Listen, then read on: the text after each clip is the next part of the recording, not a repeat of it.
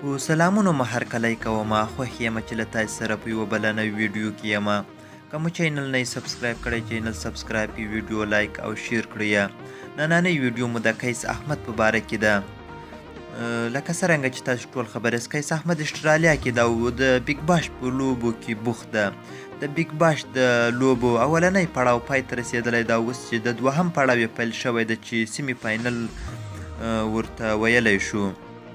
نو په نننۍ لوبه کې چې ترسره سوله د هوبریټ د لوبډلې او ملبرین د لوبډلې تر مابین لوبه ترسره سوله چې د هوبریټ په لوبډله کې چې د قیس احمد هم واخیستل سو او دا یې درېیمه لوبه وه چې په همدغه لوبډلې لپاره ده ترسره کوله.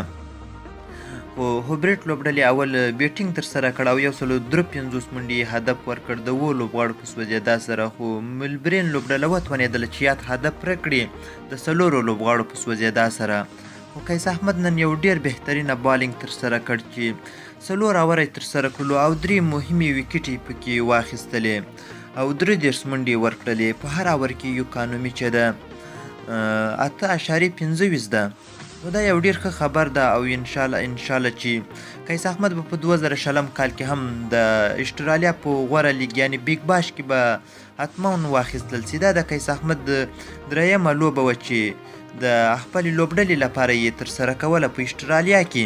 نو قیس احمد چې ده تر اوسه پورې د خپل لوبډلې پر ګټه باندې ډېر ښه تمام سوی ده او ما ته داسې ښکاري چې د قیس احمد لوبې هم پای ته پکې ورسېدلې. نو که یې همدغه لوبه ګټلې وه خو د دې ټیم به فاینل لوبې ته ووت، خو په تاسف سره چې دغه لوبه یې وبایلله، خو بیا هم قیس احمد افغانان خفه نه کړل او ځان یې بهترینه ثابت کړ. دواګانې ورته کوئ چې نور هم په هر میدان کې ښه وځلیږي، ځوان ده او ځلیږي به انشاءالله. نو که مو دا ویډیو خوښه سوي لایک او شیر یې کړئ، د چینل سبسکرایبول مه هېروئ. د خپل ځان خیال ساتئ. د خدای په امان.